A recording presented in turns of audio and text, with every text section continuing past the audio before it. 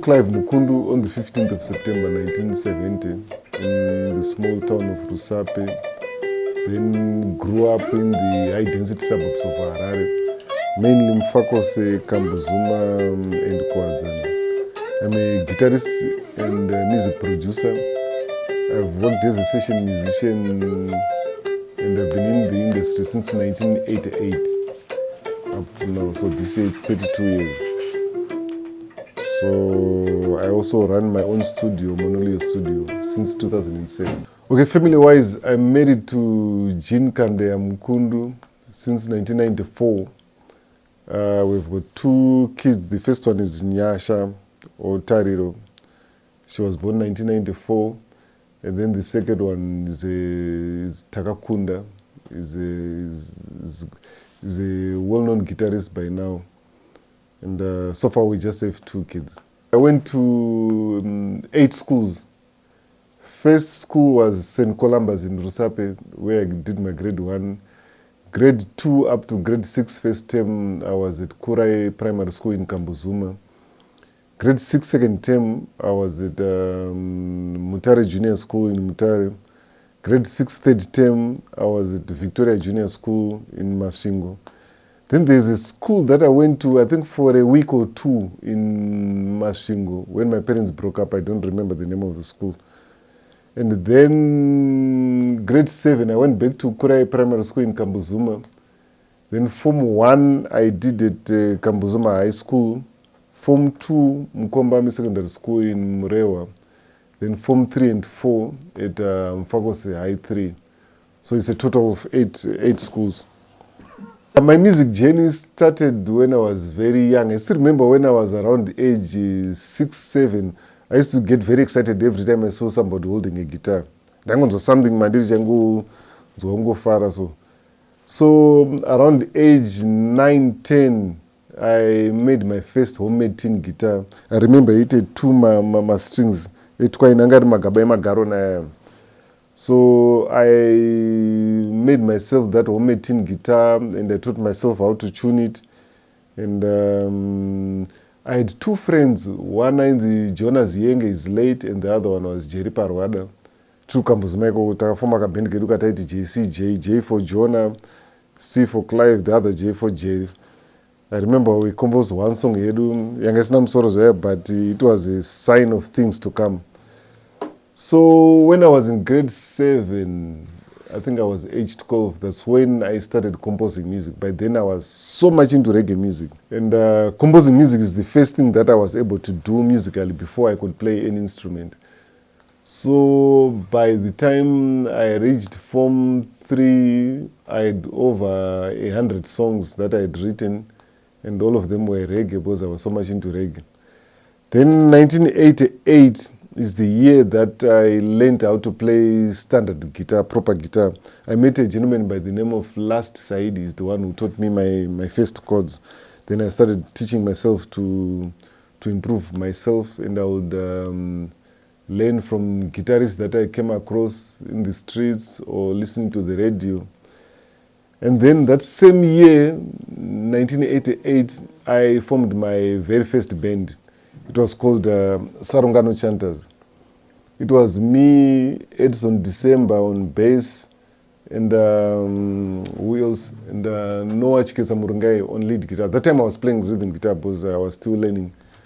But by the following year, 1989, I had improved so well, and I became the lead guitarist, and Chikesa became the rhythm guitarist. And we tried to audition. We did so many auditions, I think more than 10 auditions. Because those days you were supposed to do auditions first before you could record. And all the auditions that we did failed. So the band was discouraged and disbanded. And then, end of 1989, I joined another group called Sharks Brothers. That group included Jackson Piri and Admire Kasenga. And we tambo besa kunoton zvinhu zvaramba kushanda takarowa nenzara zvekuti do. And we also failed to record, and the band disbanded. Then 1990, I was approached by a gentleman named Matthias Shikokoko, and we formed a group around the Crocodile Rockers gang. So Chikoko came to us and promised us that I found a place called Mtare, it's a hotel, they are looking for a band, they will be living at the hotel, getting paid well, Chijikapa Hotel, and then we'll be playing regularly at the hotel, blah, blah, blah, blah. So it was very attractive. So we formed a group and left for Mtare. But when we got to Mtare, it was a shock with the Kongsna, there was nothing. The place Yangai Tutarepa Hotel was just a lie, just to lure us to come to Mtare. So things became very tough and we all,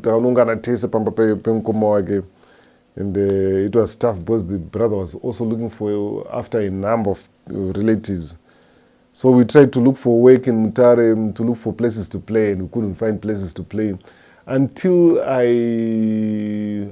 we heard about a gentleman by the name of Johnny, who had instruments. So he employed us and we did a few shows that were successful, but the way you could wake up after I work out my expenses and everything, we were left with nothing every time. So things were not improving. So I heard about a place called Chingwe in Penalonga where they were looking for a band. I went to Chingwe and negotiated. So we moved as a band to Chingwe and stayed at Chingwe for 3 months, playing at the bar every night. And then after those 3 months, I heard that at Mbira Hotel, the same hotel that Matthias had used to lure us to Mtare, was now looking for a band. I went there and talked to the management, and we moved from Chingwe to Mbira Hotel, and we stayed there for almost a year. That was 1991 now. But we had problems when it comes to the payment, because they paid us our full payment, I think, for only a month or 2. After that, they started paying us part of the payment. So I was writing down all the figures.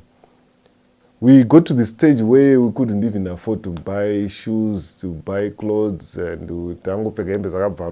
things were very tough. And I always asked the band leader, but he diplomas.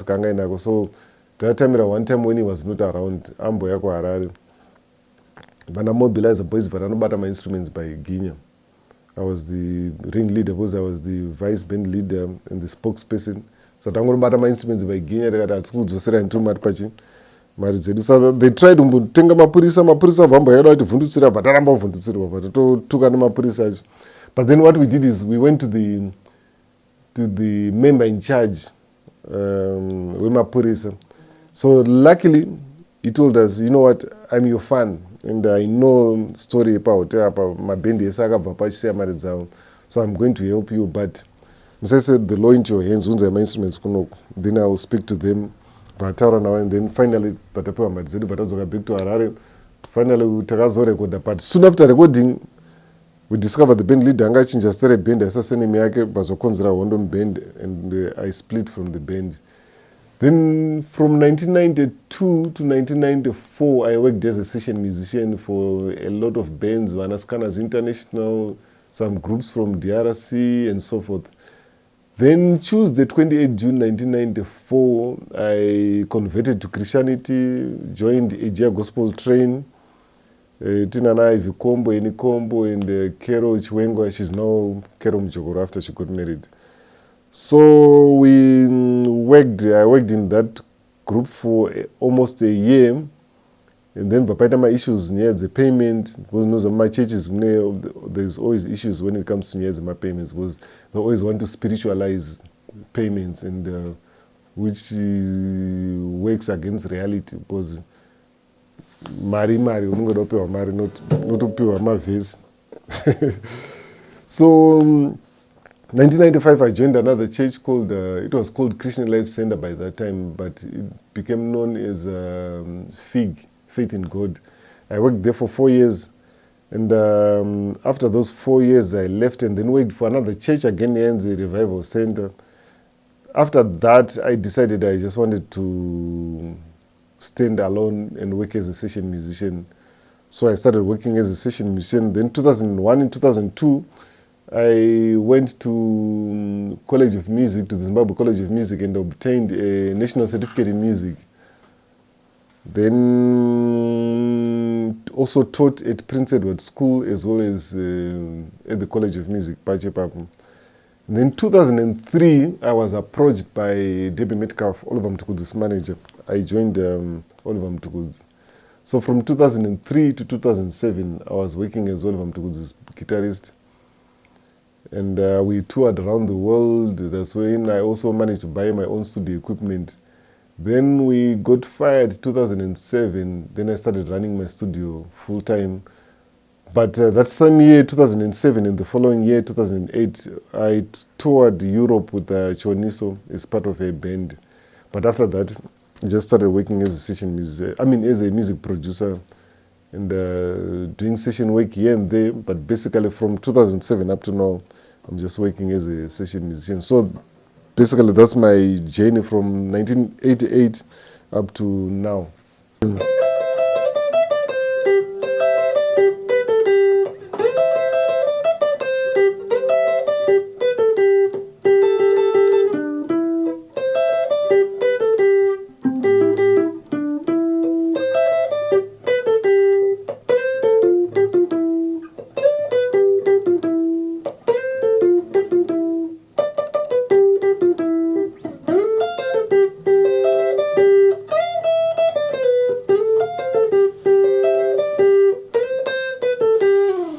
So that was Andiro Dambuzuko. I did the guitar. We did the song, I think 2005. That's when we recorded it. But the funny thing is, the rest of the band, we really hated this song before we recorded it. And we were surprised after we recorded the album. It was released in our absence because we had gone on tour to USA. When we came back, we were surprised that it became a hit. That's when we started reconsidering. So it became my favorite, one of my favorites.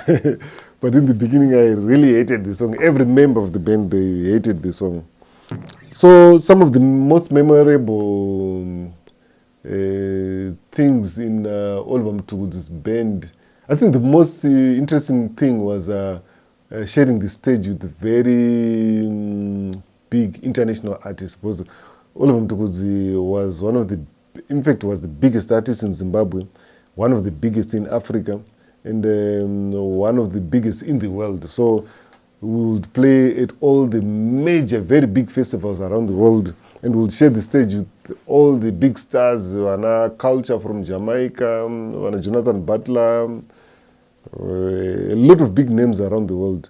So it was very interesting. So for me, I took it as a learning experience, because what I will do is, before we would play, I know most band members are not going to look cool besides the band leader, but for me, going on tour and going to all those places was a learning experience. So I would go and watch other bands that would play before us, and sometimes even some bands that would play after us, watching how they performed. I was always taking notes. I've always been a student. I just want to learn every time. And also working with Tuku, I would also observe a lot about how he does his things. I always want to have a scientific approach to everything that I learn. So I would learn and break down the I noticed that he was very confident per stage. A lot of people. Then I also noticed that confidence is part of the performance, because Tuku was very confident, and the confidence is he was playing so personal competition, no one can tell him with mapotsa pakat. So those were some of the things that I would learn na Tuku. Also, my issues, even small things like body language. Body language can affect how people see you. One, body language confidence. So whether Panama big artists, no some American artists want to go confidence, intimidation. So they use it against even my artists performers. So people, they feel small amongst my American artists, but Tuku would not feel small anywhere kwaenda. So I would observe those small little things. I also used to observe how Debbie, the manager, would manage things. She was very organized. Even in January, named to a program, even up to September, everything was written down.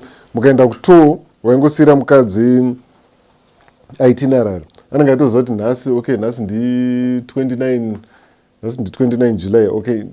Saka kana ari 29 July, it means kuti vari ku New York, vari muhotel inonzi chakachakati number dzacho idzi. Otofona and to go straight ipapo. She was organized kuti zvinhu zvese zvanga zviri well written down, well documented. So tundu vanaingodzidza chingobserver Tuku, nchiobserver Debbie, then ndozoobservawo futi maband members. Maband members kwangu ine weakness yanga iri kwekuti vanhu vacho vamwe vacho vaifarira luxury, kuti some of them, not all of them, some of them would live beyond their means, kuti vazokumulena kuti mari haisokwana, but the money yataitambira yanga iri bore. But inyaya yekuti munhu anenge achirarama beyond their means, achitenga mazimotikari which they cannot afford, mari yachaipedzisira yakutadzokwana. Zvokuti when we were fired, a number of band members vakapinda in serious financial problems. But thank God, ndandakangwariro, I had saved money, I had invested in a studio. So I never fell into that financial crisis. So those are some of the things that I learned. But on the lighter side, pane one incident yakaitika tiri ku Europe, they confused Tsarangu nera Mtukudzi. And the promoters of Europe wangoisa Mtukudzi ku first class.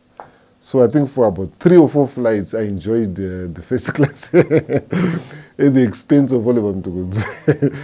It was, the manager noticed it after about 3 or 4 flights. How come Mono is booked to first class and Oliver is booked to Mbombero? Then they noticed with him, it was a mistake, but I had my time with Darren. I don't like it. So it's one moment that I always remember. Some of the fondest moments are even after I left the band. Because what happened is when I left the band, some band members, they got bitter, but I decided to maintain a relationship with him. When I left the band, I was one of the most popular members in the band because ndakapinda muband ndinotooneka zita kudhara. So my journalists vanyosona inini more than other band members. So pane vamwe vanga vasingafariri Tuku vaida kundimucrash zvekuti vaida kunditaure bad about him. But I just spoke really good to know, you know what, I thank God for the time I worked with him. So I just simply want to move on and thank God for the time. So Tuku akazvinzwa kuti ndo zvandaita ende ndo maanswer andiri kuita majournalists. So he was very touched by that. So we became very close even after I left the band. So we would communicate a lot and he would visit me a lot. And then he started inviting me to my shows kwake foot. So after I left the band, I became a part-time member of the band. So from 2007 until he passed away, I would go and play with him every time paita my birthday bashes. Ainchedza kundisweridzira vana Ringo, vana Miriam Makeba, not Miriam Makeba, Dorothy Masuku, vana Yuma Sekela. Saka he used to call me Mfundis on. So it was nice kuti even paakambonza ashaya pepe panotime ndakamfonera ndichitorekodha koya so aitaura kuti anoka ndakufa ndozokudza kuti ndakufa. And then when he passed away ndatombofunga kuti it's a joke. But the point ndinongoti ndekuti some of my fondest memories is after I left the band. Because even when I joined the band, Tuku ane kamukangofarira kakandiita so kuti kakatombokonzera friction with some band members. Vaifunga maybe pamwe no discuss or anything. Because anenge munhu airespecta munhu ari principled. Saka pane principled wakaona pandiri so even tiri on tour. Aigonongonifuna kuti Mfundisi muri kuita nokuti I'm just relaxed ndikuona TV kuti can I come kuroom kwenyu oya room kwangu then totanga kutaura. So takatosvika palevel rekuti atanga kutondudza even some very personal issues kuti pambai ndatombo bozinoza kuti munhu waunenge uchiona says giant so watorwa nevanhu kuti saka mudhara watotara all these personal issues vachitobvunza advice kwandiri zvaizvo ndaitoshamisa kuti how can he trust me kudaro. So we used to take a lot, so I don't do a lot of stuff. So the good thing, Chanango Faranjodi, even after I left the band, Chango Ramatri very close. I live close to the airport. So every time I on tour, a number of times he would pass by. Can I pass through? For a few minutes or end. It's something which I was in most my groups. Kwandiri, there was a lot about humility, about uchengetedza ukama, and about a lot of life issues. One of the most memorable is the one we did 2003 at Reggae on the River. We shared the stage with Culture, the Jamaican band Reggae. I was a funny Culture since I was in primary school. So I never thought it was sanga now. So what we did is takasvika pa gig backstage. I was standing next to Joseph Hill. I didn't even know it was Joseph Hill. You know, reggae artists, they are known to be very humble. They are very humble. They are not pompous. Who is this guy? So. And then after we played, Joseph Hill wakamira paside. Patakaridza batadzika pa stage. You was in the stage, music ndendiri kuiziva. Which band is this? Manzi Culture. So I was shocked, and that day I really enjoyed myself because I grew up loving Culture. So it was my first time to share the stage with Culture. So it's one of the most memorable gigs that I ever did with Oliver Mtukudzi. The mama akazwanda mama atakashiyana na Yuma Sikela, like the first gig that we did in South Africa. We shared the stage with Yuma Sikela and Mafiki Zolo and Jonas Gwangwa. It was at Sun City. That was the first time I was shocked. I didn't know that Oliver Mtukudzi was respected like that outside Zimbabwe. Because mama artists hadn't teach kuno kwa Mafiki Zolo. Vaitita kutonamata Oliver Mtukudzi cheko. Vese wana bongo Muffin, even when I Yuma Sikela, they said they had so much respect in all of them. Even some of the festivals, I had to pin the police escort. So I was surprised with how can he have such a breakthrough. But it was a combination here, of course, Chipo and Chiripo, but Pamba in a combination here, the business side, ne originality. Over Mtukudzi had a very original sound per music. You couldn't mistake him for anybody. But song is that was on the music side.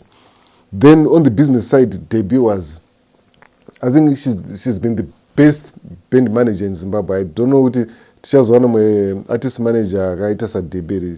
So all of them took this. The Tuku music company was very well balanced. The music side was very well balanced. The business side was very well balanced. Which brings me to what I always tell youngsters: talent in the music industry, it's not enough.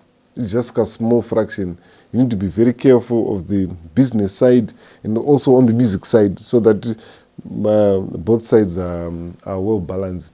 Those are some of the big lessons that I learned from Oliver Mtukudzi. I always had a dream, music production. Since it's not something that I dreamed of, music. It's something that I discovered later on, that I had the gift to produce and to arrange music.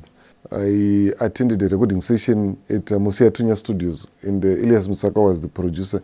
And he had a certain technical problem with the band, which he failed to solve. And when I came in, I quickly noticed where the problem was, and I solved the problem.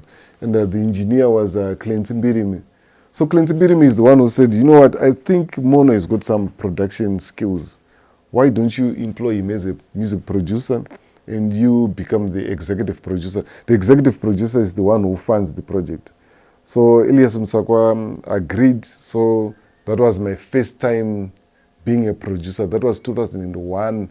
And I produced a number of albums, I think more than 10 albums. But we had certain disagreements with the Elias Musakwa, especially when it comes to do with acknowledgements. I was not being acknowledged for the work that I was doing, and I felt taken advantage of. So I quit. But that's when the idea of becoming a music producer came. And then I also noticed that the dispensation was moving towards the digital music production dispensation.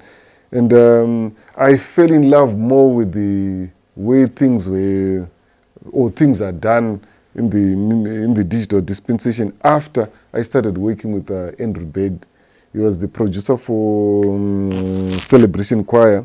He's the one who used to produce music for Celebration Choir, for Kudai Sevenzo and other groups. So he used to hire me as a guitarist. And the differences between the analog era way of production and the digital era way of production is that in the digital era style of production, the music producer is more hands-on. He's the one who shapes the music, especially when it's in its infancy. He's the one who shapes everything. And then if he used to call session musicians, they will come and work on what he has done already. So I was very much impressed. So I just decided that when I get enough money, I want to come back into music production. But this time I want to come back into music production, owning the equipment. So the opportunity came 2003 when I joined Oliver Mtukudzi. With Oliver Mtukudzi, we used to travel a lot, and he used to pay us very fairly. So every time we went we would go to USA once every year. We would go to UK about 8 to 10 times a year.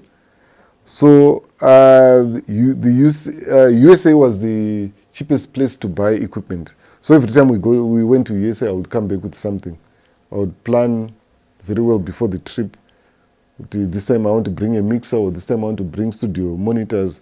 So every time I went to the States, I came back with something. With Oliver, I went there 4 times, and every time I came back with something. And until 2006, that's when the equipment was complete. And I did an album called Poor and Famous, where I was experimenting, and it was sort of like trying to see how my studio would sound if I do an album. So that's how I started running Monolio Studio. But I just decided to focus on music that is organic, music dzinema guitar, since no background yangu. So that's why I don't do music digital. I just concentrate on zvandinogona. And ndichipinda music industry, I also noticed kuti kuma studios kwangu ine a lot of unprofessionalism. Kuti even pakatanga kuwanda studios about maproducer mamwe anoita madouble bookings, vamwe havagoni kubata time, vamwe havapedzi maprojects evanhu, munhu adzokazve ingonzi iri kupera next week, iri kupera mangwana, pakauya big artist vanhu vomboburitswa panze, vanhu vombotanga kuatenda. So I was taking note of tunhu zvinobohwa mamusicians, kuti mamusicians hadi zvakati, kuti even kana achirekodha mune mangozara vanhu vasina basa, vamwe vari ngopfuta mbanje, vamwe vari ngoningirwa, vangoita hanging around. So panakatanga yangu studio, ndabva ndatanga neku avoid those mistakes. So in my studio, all sessions start on time. I don't do my double bookings. I don't allow anybody to come and sit in session yaasiri part of. Then I got to look again. Kana usiri part of the session haupindi. And no matter how big your name is, you're not allowed to come and sit in session isiri yako. Ukangoya usina booking, no matter how big you are, ndokumhoresa uri panze, woenda ndoatenda kune munhu ari mukati. Even munhu ari mukati ari musician atanga nhasi asina kana mbiri, atengesa maswits kuti awane studio time, I respect their studio time. So because of that manje, ma-artists, they love working with me. And zvandisingagoni, I admit zvandigoni, go to somebody else.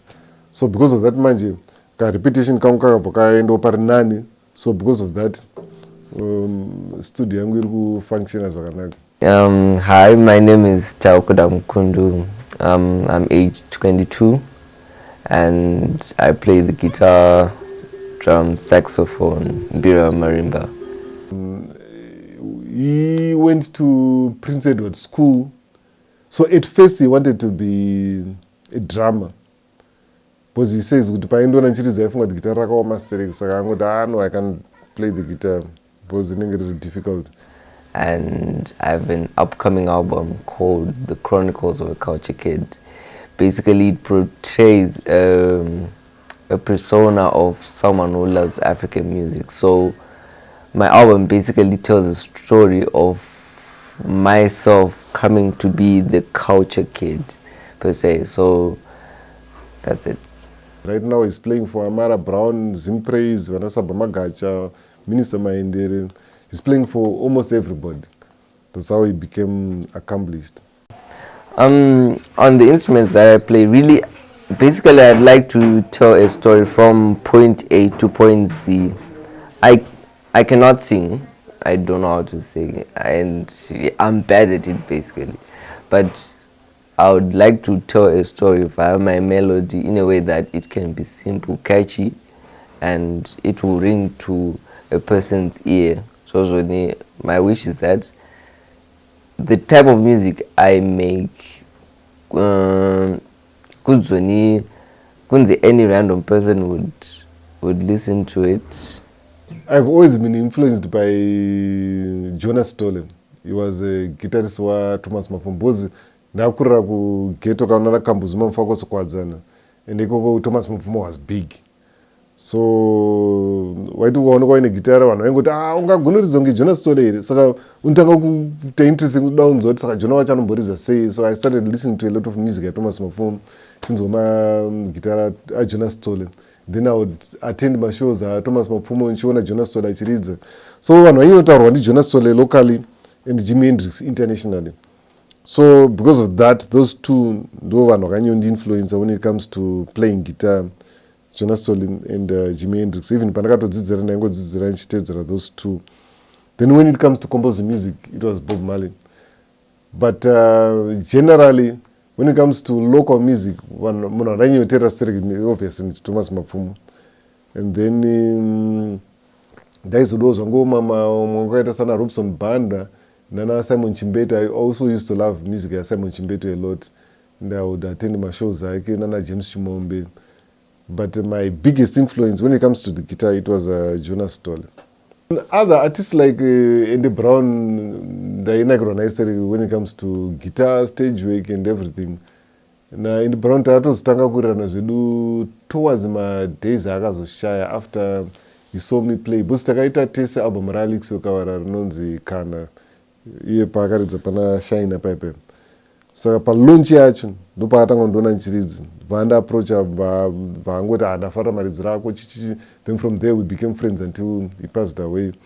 Then Chioniso ndatanga kuzivana naye, ndaingomuziva kuti kuna Chioniso ndichifarira music yake.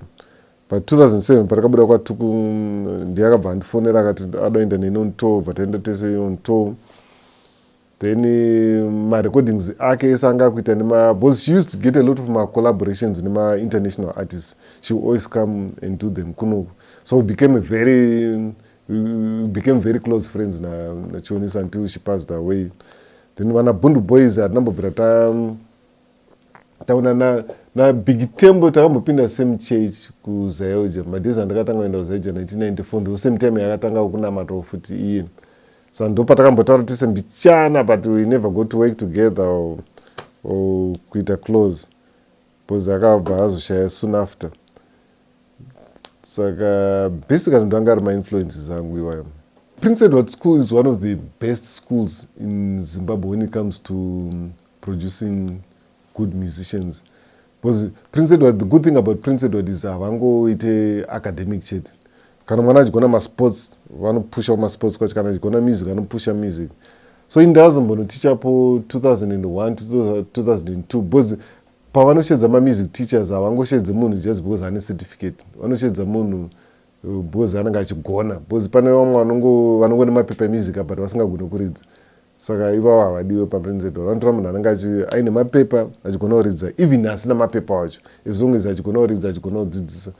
So ndaanodzidzisa ipapo. Time andakanodzidzisapo ndo time yaidzidzapo ana Josh Make. But although I don't claim kuti nditakamudzidzisa zvongo, because Josh Make akauya achitoridza kudhara. Even Sam Mtukudzi was there. Nevamwe vainzi vana Chitsinde. Chitsinde is a guitarist anoridza kuchechi inonzi End Times. Vana Chitsinde ndo some of the people andakatanga kudzidzisa from zero. Nana Kuda Nyemba vairidza futi papapo. So it's a very good school, and I think the way they run is what should be done kuma schools yese. Because if I know kune mama schools umageto music vanongoitsa choir chete nemarimba. I think it's not enough.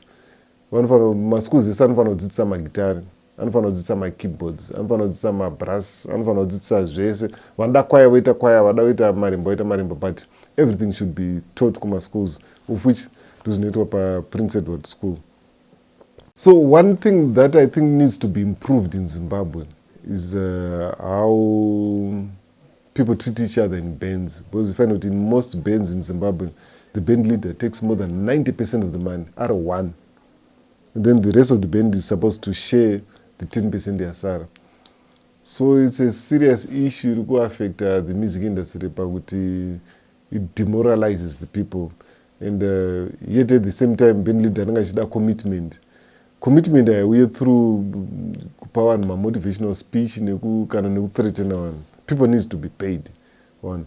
So find out history of music in Zimbabwe, there are less than 5 bands. People like Oliver Mtukudzi, Simon Chimbetu, ne 4 brothers. The rest of my band leader, it was very tough.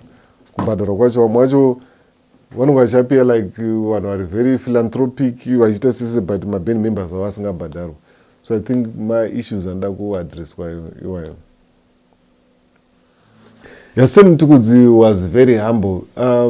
Most people expected him to be proud and pompous since he was son of the top musician in Zimbabwe, top artist, but he was directly the opposite. And he's one person who believed in working hard to create his own name that was detached from his father's name. Because usually, when we are big artists, one wants to ride on their fathers or on their parents' fame, but Mtukudzi believed in working hard for his own name. So it was a serious loss when he passed away. And I think a lot of young artists can learn 1 or 2 things from Mtukudzi. He was still very young, but very, very mature. But very young, but he was very mature. And he died prematurely.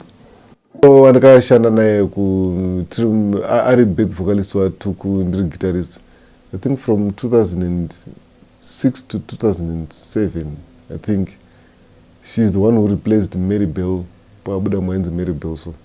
So she was also very focused and well disciplined, and aina kuzoshanda naye angasiri pompous futi kuti ndiri mwana waOliver Mtukudzi munaishandika naye up to now. Ndakaproducer 1 song yake pandakatanga Monolio Studio. Ndakanganodzi yanzi chiro here anchanazoziva. Ndakangana starting ye song yacho. But pane 1 song yake that I produced pa first project yake, I think. Yeah. Then Mtukudzi ndakamuridzira guitar on a number of songs. Anchazodedzip my boss antine deal rokuti anondiridzira saxophone pa music yangu, inomuridzira guitar pa music yake. I never counted kuti andaproducer ndeapi, but nchiverenga andaparticipated, there are over 1,000 projects. Andaparticipated as a guitarist and as a music producer, ndakacombine. Isi anofanira kusvika anofanira kupfuura 1,000. And it's very interesting kuona people wakatanga navo vari from zero vachizosimuka. People like On Jah Prayzah ndatanga kuweka naye 2009 before he was known. And people like Masike, the same thing. Even Matthias Mere, before he was known, achoshandisa kuti Matthias Makombe. Vanhu vese kuti vakazosimuka later on. So it was nduma highlights ekuti zvinonakidza kuona munhu achibva from zero kuita zita hombe wamboshanda naye. And those are some of the most interesting areas the music production. Even same thing as a guitarist, suppose wanafungisa ndatangoshanda naye on a very first album. Ndakashanda naye I think for the first 5 to 6 albums dzake. Ndichimubatsira kuproducer nekuridza guitar zvese. The same thing even Nana Maindere brothers. Because I remember Maindere, but Maindere I think I'm going to now 1 album when we did this song. On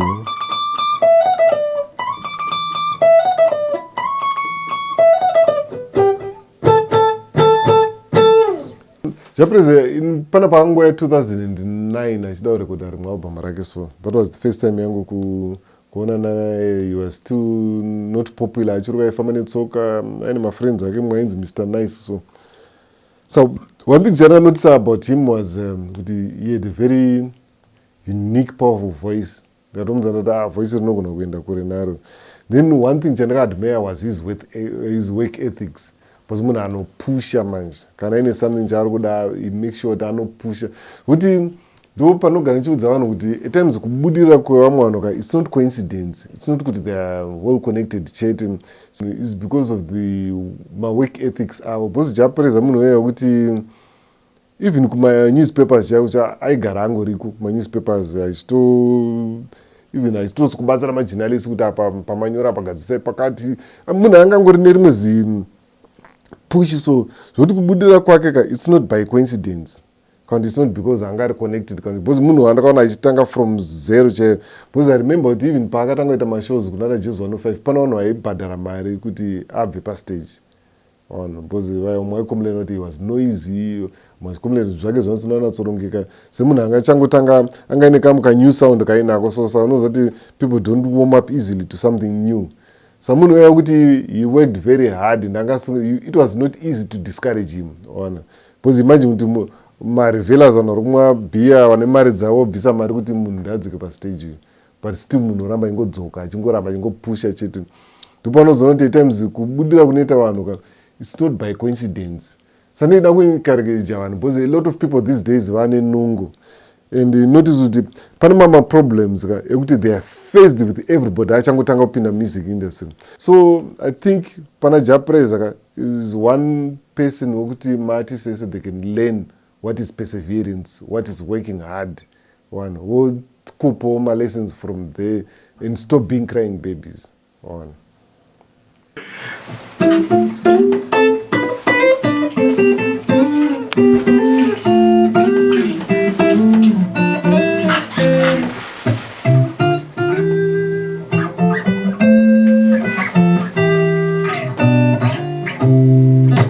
Very recent work, I've worked on a number of projects, the likes of Mbira, which is yet to be released. And I've also worked with a South African artist by the name of Bongo Riot.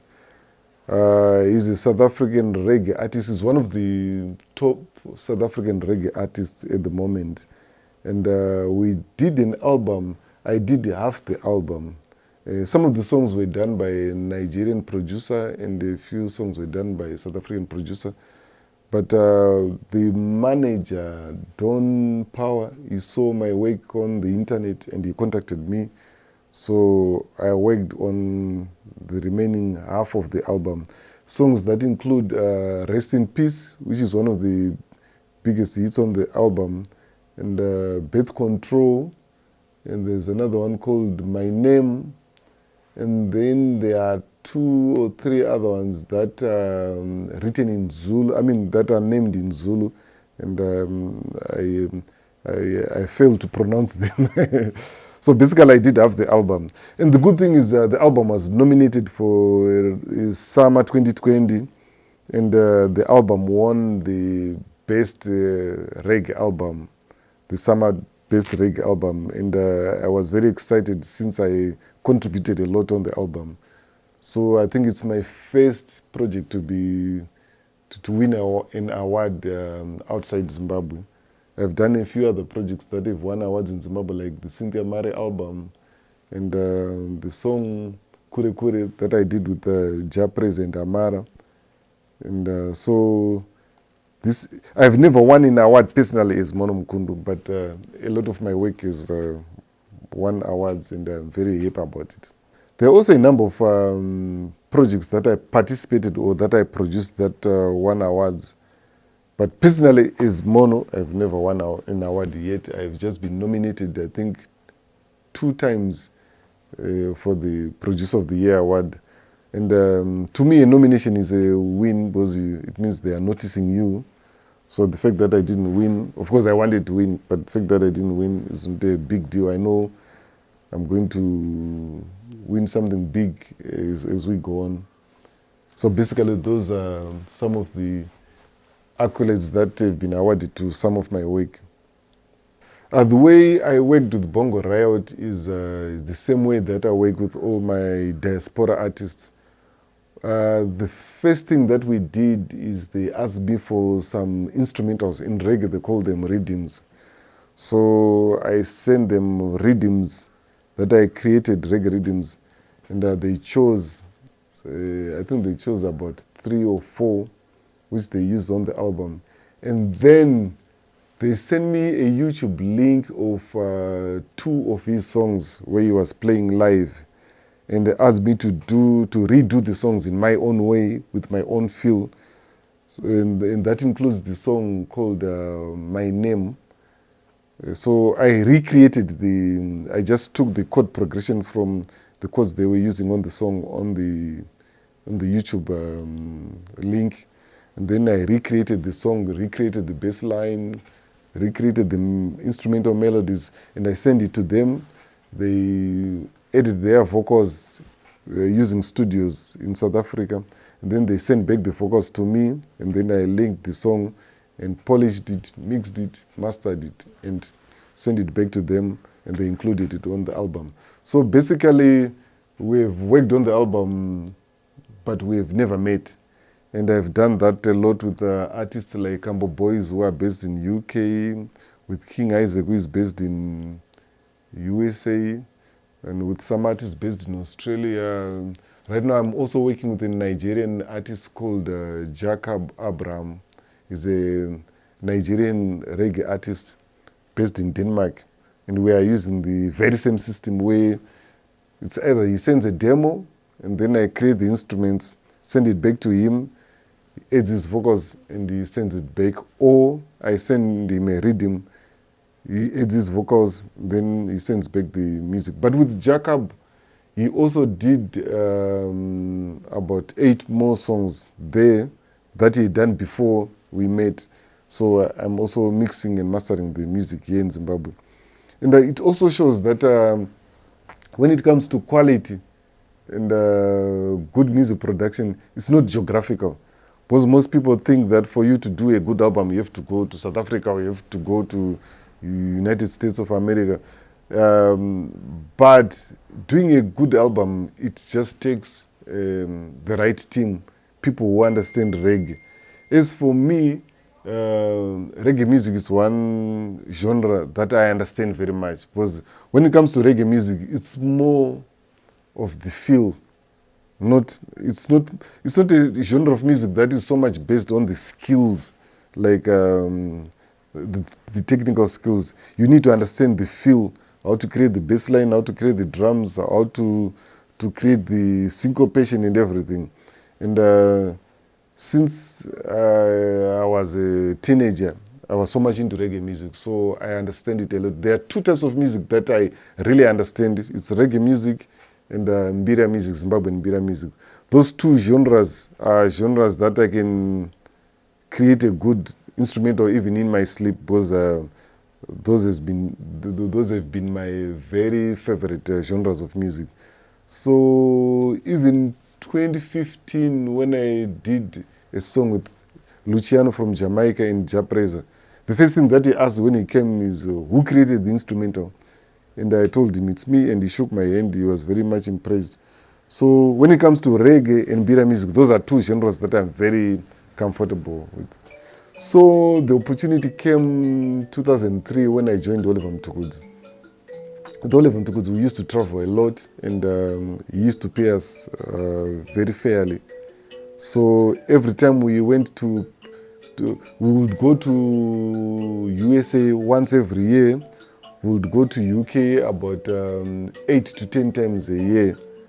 So the USA was the cheapest place to buy equipment. So every time we went to USA, I would come back with something. I would plan very well before the trip. This time I want to bring a mixer, or this time I want to bring studio monitors.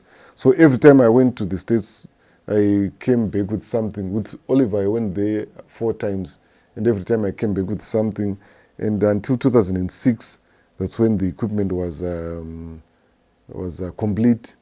And I did an album called Poor and Famous, where I was experimenting. And it was sort of like trying to see how my studio would sound if I do an album. So I did an album called Poor and Famous in 2006, and one song on the album called Tatenda got very good reviews, got good airplay, and when I was satisfied that my studio is functioning well, 2007, I started operating the studio fully, and that's the same year that we were fired at Oliver Mtukudzi, so it was just in time. So that's how I built the studio slowly. Because in Zimbabwe, it's very expensive to buy the equipment. So I used the opportunity, the chance that I had to work with Oliver Mtukudzi to buy the equipment slowly. So this is the summary of how I built the studio. People just know me as a guitarist, and a lot of people don't even know that I play bass.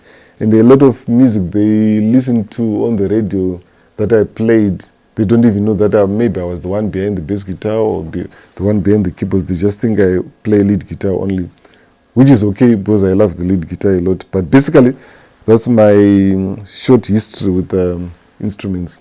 Yeah, in 2018, University of Michigan, they saw clips of me teaching Zimbabwean guitar. So they approached me through Chido Johnson, who is the head of Zimbabwe Cultural Center of Detroit. So he's the one who contacted me and made it possible for me to go and teach Zimbabwean guitar for a week at University of Michigan in USA.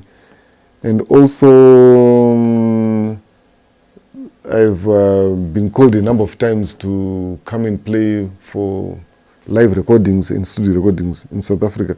But I only stopped after my studio got busy. So it's some of the things that I've done which I can say I've represented Zimbabwe, besides going on tour with Oliver Mtukudzi and going on tour with Chiwoniso. He's launching his very first album on the 25th of August 2020. It's his first album. He's released, I think, 1 or 2 singles on a compilation album compilation albums that I release every year. And he has been learning guitar. I taught him guitar, I think, from 2013, 2012, 2013. And 2014 is the year that he started joining bands. He started with Gary Tite. And from then, he has been improving a lot. Right now, he plays for Amara Brown, for Zim Praise, for Sabama Gacha, and a host of other artists. So I just advised him to also do his own work, because it's not advisable for a musician to just depend on other musicians. So I advised him to also do his own work. So he's releasing his first album. We've finished everything. We've done the first mix. We're still scrutinizing, adding some more stuff and removing some more stuff, but the work is, I can say it's 98% finished. We are almost done, so the album will be released on the 25th of August 2020. It's a very good and very mature project, because he's very much into mature music. He's still very young, but he's very much into mature music. So he also loves jazz a lot, so there's a lot of jazz, but with a lot of Zimbabwean influences. So it's a very original project. Makadiko Mkanya, and thank you so much for the message and the support for the call. I really appreciate it. It was quite a surprise, really, and wow, it was just a moment. Usually, hey, it was unforgettable. It was really inspiring. Vakuru achitaura mawete magona and deroro pakafarwa pamba.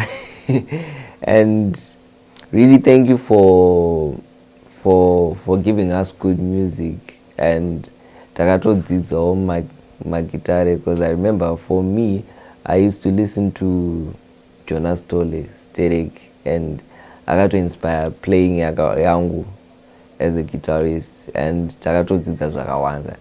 And thank you so much for putting good music out there for us young people, and and Chimrenga will never die, and it will never die. It will keep on rising up. And thank you so much.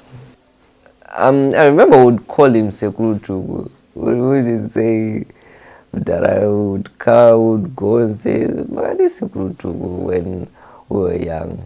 And I remember one time we went to, I think his office or his manager's house or somewhere there, when we met him when I got chased by a dog.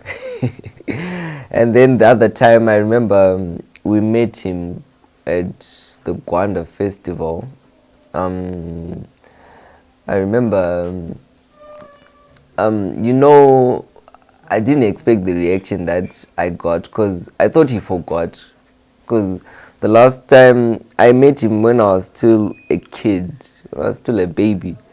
Then now that I'm grown, I greeted him and he said, what do you say? And we talked, and it was surprising to see. Oh, he remembers some of the moments. He remembered most of the moments. Say, ndimetombo yaku kumba chichi. And really I was surprised, and I was surprised when, you know, at such a level that he is, you could engage in a conversation with someone as young as me also. So that was really quite a moment for me. And then we took selfies and whatnot. Yeah. 11 songs on the album. So most of them they're played on the melodies based on the guitar, and then there's actually one song that I played the saxophone, and you should check that out. It's an interesting song. It's just one of those songs that takes you back to where you are, where you were a kid. You know, those special moments in life. And also there's the Mutema song, which portrays how I tell a story of being proud of who you are and being patriotic and loving Zimbabwe, you know, and being proudly African and not neglecting Mutema, because I see people, and they probably also, you know, they take pride upon not knowing Shona, and that really kind of pushed me to compose that song. Because, you know, you should be proud of who you are, basically, and being Zimbabwean and being African, being who you are, basically, it's a gift, and God didn't put you in that situation to be an African for no reason. So you should be proud of your background of being African. Yeah, so that's why that's one of the songs you should look forward to. And then others where I tell a story. Yeah, there are a lot of great songs. How I practice, really the way I practice, it's quite interesting, because what I do, I don't set a specific time, because what I like to do, I have I practice no YouTube and just see what's happening, being up to date, what's the new stuff, what's GG. And also I like to just to do research, really public research. Then I spend time with practicer. I like to develop simplicity also. I don't have to sound too complicated, and also I don't have to sound boring at the same time. So how I practice basically is just I like to do my research, know what's happening, what's new, and find inspiration apart from guitar, because you can get inspiration from drum, from our vocals, from the saxophone, and really for me, inspiration and know enough for how I practice. I like to listen to the guitar and then saxophone. Because pane panotomboseka idini my friend anolidza saxophone anonzi Joseph. Pane panotosekana when you do the same things, because he anondinzwa, he listens to me and I listen to him. So it's kind of a way also our practice is about appreciating also in the instrument and trying to mimic the next instrument in a way.